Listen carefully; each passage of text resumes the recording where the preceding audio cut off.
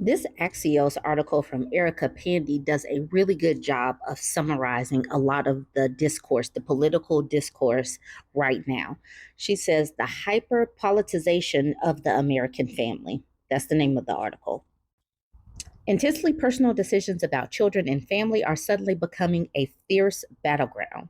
Why it matters. The U.S. fertility rate has been steadily falling, mirroring trends in other developed countries, and hit a record low of 1.62 births per woman in 2023.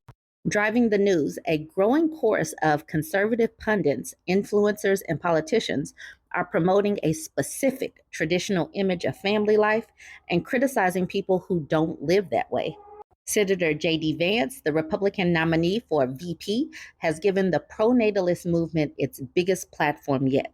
Most recently, he made headlines with a resurfaced 2021 comment calling VP Harris and other Democrats childless cat ladies who don't really have a direct stake in America's future. Vance's team says the remark was taken out of context and referred to America's leadership class, not adults without children. So get it right, y'all. Y'all just taking it wrong. On a conservative podcast in 2020, Vance said, of adults without children, I worry that it makes people more sociopathic and ultimately our whole country a little bit less mentally stable. I believe that JD Vance is like all of red pill social media smushed into a person, a doughy person. That is what JD Vance is. And it's very odd.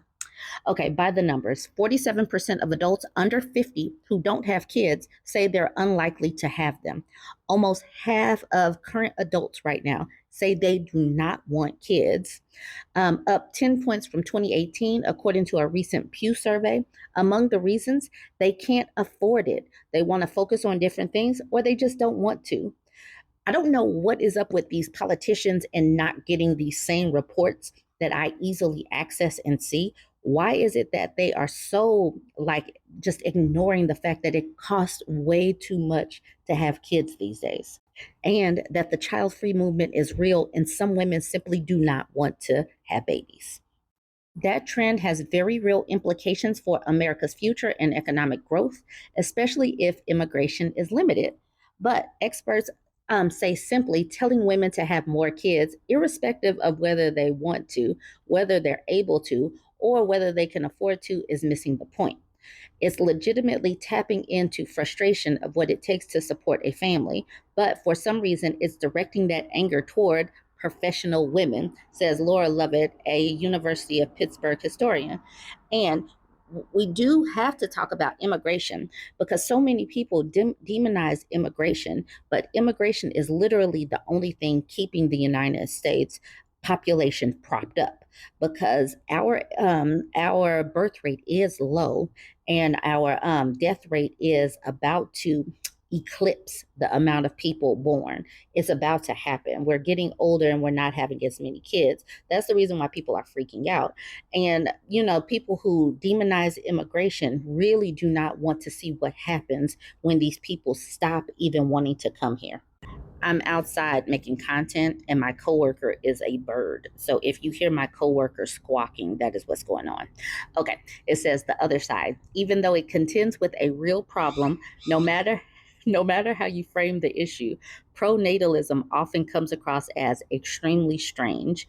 New York Times conservative columnist Ross Douthat writes, I'd actually venture to say hashtag weird AF. The idea of freedom from procreation as a hard won feminist liberty means that any talk about increasing birth rates instantly evokes Handmaid's Tale anxieties about patriarchal coercion. And we do need to continue to connect the Handmaid's Tale to these right wingers, these Project 2025 pushers. Between the lines is not just about more kids. The push for childbearing often promotes a narrow view of the ideal family. The focus is on middle class and above, native born Christian white women, says Elizabeth Annette, an economist at Barnard. Is like a fantasy of a 1950s TV show. Yes, you cannot be single. You cannot be part of the LGBT community. You can't be a mommune, a collaboration of women coming together to create something. Absolutely not. You need to be alabaster, Christian, and have some money. Everybody else just, I don't know what's supposed to happen to them. Popular podcasters Joe Rogan and Jordan Peterson spend a lot of time telling young men to double down on traditional masculinity. New York Times columnist David French writes, and that's surely what is going to get women to clamor to them. It's just working so well. On Instagram and TikTok, trad wife influencers go viral with videos extolling the virtues of being a stay at home wife and mother.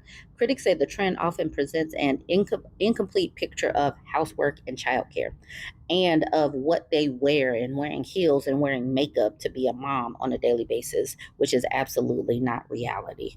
The latest Democrats have fought against GOP attempts to rebrand as the pro family party, pointing, for example, to state Republicans' rejection of a bipartisan bill last week that would have expanded the child tax credit. I reported on that. I'm glad that the Democrats got them on a vote on record saying no to expanding the child tax credit. It's sort of unbelievable how judgmental the Republican Party has become. It's not unbelievable. They've been Democrats as long as I've been aware and been watching politics. They've been judgmental. Says Senator Chris Murphy, a Democrat from Connecticut. He said that last week. Republicans have just decided that they're going to tell you how to run their life, how to run your life. The bottom line, discussions about family and the birth rate are louder than they've been in decades. Look for this issue to take center stage in the run up to the election. And it's just happening now because as more women opt out of childbirth and marriage, the men's are failing and flailing. And all of this is connected to the economy. Because if women decide to opt out and decide to, buy houses on their own or with friends and not become a mother, or just not be tied down, to be a single mother by choice, or to just leave these men, not paired up. What is going on with our culture and society? What will become of those men? Our society has not put any onus on men to actually become functioning adults. And many of them survive simply by siphoning the time, energy, and resources off of a woman. But if women are pouring into themselves and into their hobbies and into their jobs and leaving men as like not a priority, you know, things are going to start to crumble. This patriarchy will continue to crumble because that's how many men go up the ranks. They go up the ranks because they have a wife to siphon off of. They have women in the background helping out with their work or their admin or stuff like that. And ladies, this is your sign. Stop doing so much for these MFers. Make them hold their own nuts. All right, join the conversation. Let me know what you think about this and how it all goes together and how all of this ties perfectly into many of the messages that I say on my pages. Don't forget to like, comment, and share. The way that Project 2025 is out there and available, yet poor people and working class people and blue collar people who still actually support Republicans and Trump won't read it because they think it's Democrat propaganda is so wild, especially when many of the measures that are put forth in Project 2025 will harm these same people that go so hard for Trump. This is a long article from The Guardian. It's titled Trump Claims He's Pro Worker.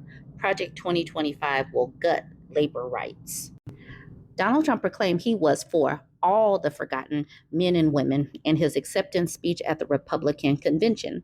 His VP pick, J.D. Vance, consistently portrays himself as a pro-worker populist, but an analysis of the labor chapter of Project 2025, an ambitious right-wing plan to guide the next Republican presidency, has found it has little to offer them. Project 2025 labor section proposes hardly anything to improve workers' wages and working conditions. It is, however, chock full of recommendations that would boost corporate profits, undercut labor unions, and advance the right-wing culture war. Project 2025 contains several recommendations that would, when taken together, cut the pay of millions of workers, especially by making overtime pay available to fewer workers, even though many Americans rely on overtime pay to make ends meet. This so-called presidential transition project shows outright hostility toward government employee unions, whether police unions, firefighters unions, teachers unions, saying that Congress should consider abolishing all public sector unions. Project 2025 would further undermine unions by recommending a ban on the use of card check, one of labor's most effective tools to organize workers. Once a union gets a majority of employees at a workplace to sign pro union cards, unions often point to this majority support to persuade employers to grant union recognition and bargain. Project 2025 was undertaken by the Heritage Foundation and was written by numerous Trump allies, many of whom served in his administration and many of whom are likely to serve again under him if he wins in November. Trump has distanced himself from the project's hard right proposals, arguing contradictorily that he knows nothing about the project while adding that he disagrees with some of its proposals. Political analysts predict that if Trump is elected, his administration will pursue many of Project 2025's policies. Worker advocates have vigorously condemned Project 2025. Stuart Applebaum, president of Retail, Wholesale, and Department Store Union, said, for 900 pages, Trump's Project 2025 playbook dives into excruciating detail on how a Trump-Vance administration will roll back workers' rights, curbing the right to organize, eliminating overtime pay laws, gutting health and safety protections, and protections against child labor. They have already been coming for child labor laws, trying to loosen restrictions. They are already doing that. So this is going to continue because they want to make sure that girls have to have babies even as teenagers. They are rolling back protections for women. And all of this works together because poor people will need to work, even teenagers. All of this works hand in hand. The 37-page labor chapter contains recommendation after recommendation designed to make corporations and right-wing ideologues happy, with many employers complaining that today's low jobless rates makes it hard to find enough workers.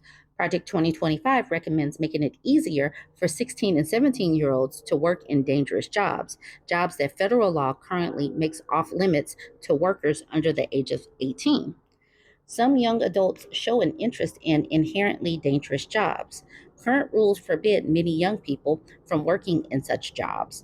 This results in worker shortage in dangerous fields and often discourages otherwise interested young workers from trying the more dangerous jobs, Project 2025 says. Please understand they are coming for teenagers. The project says the Department of Labor should amend its regulations to let teenagers work in more dangerous occupations, for instance, the metal stamping plants with heavy machinery. Project 2025's authors seem far more concerned about assuring that more teens work in dangerous jobs than about protecting against the perils those jobs pose for young workers. David Will, who headed the Labor Department's Wage and Hour Administration under Barack Obama, criticized this recommendation, saying the nation had adopted child labor laws partly because of the huge power imbalance between employers and young workers. We protect children from hazardous work as a statement of our values as a society, and because young people most likely to agree to hazardous work are the ones most vulnerable to that power imbalance. For a party that acts like it is pro family, understand all of the things that it does to undercut young people.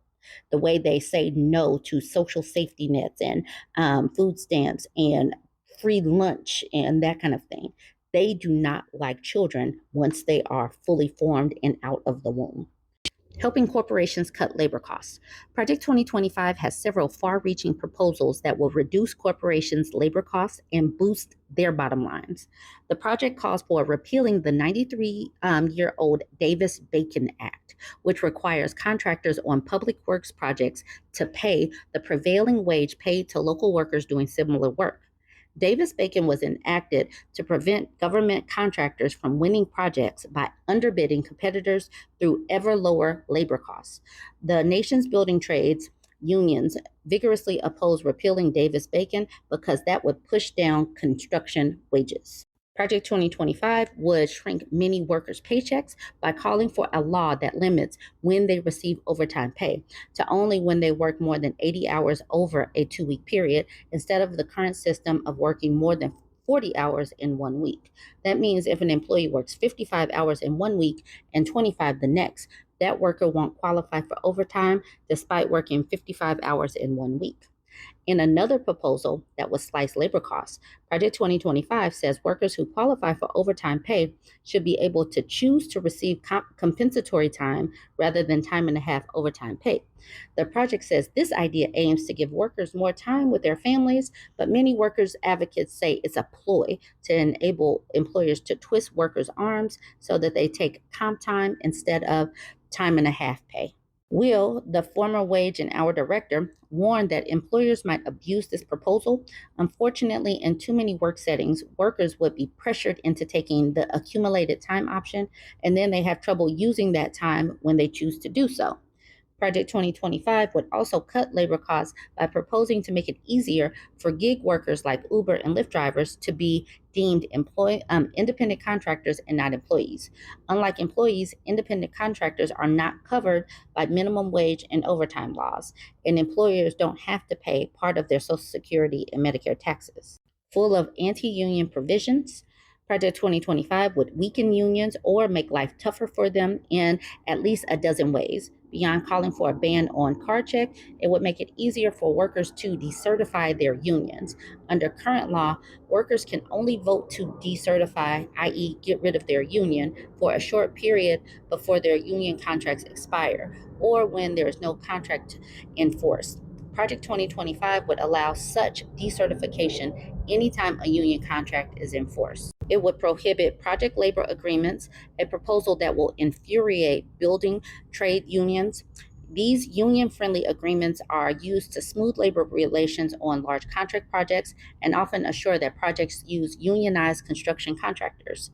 Project 2025's authors say banning these agreements would save taxpayers money by lowering labor costs. Project 2025 calls for rescinding the persuader rule, which requires employers to disclose the union busting law firms or consultants they use and how much they paid for such services. Unions often use that information to embarrass companies by showing that aggressive anti union companies such as Amazon spend millions of dollars to keep out unions and prevent bargaining that would improve pay and working conditions. Obviously, this is a long article, and this is not even the end of it. So, this is something that you should look into yourself. This is a Guardian article. And the crazy thing is, you can see that they want to continue to keep the rich corporations richer because the rich corporations are the ones that are funding the Republican Party. The Republicans want more babies, but they don't want to make sure that people can actually afford to pay for these families and to live and survive. It's such a cluster F of major proportions. And I don't even know how this even makes sense to them to write all of this down because it doesn't even make sense to read this. Anyways, join the conversation. Let me know what you think about this. Don't forget to like, comment, and share.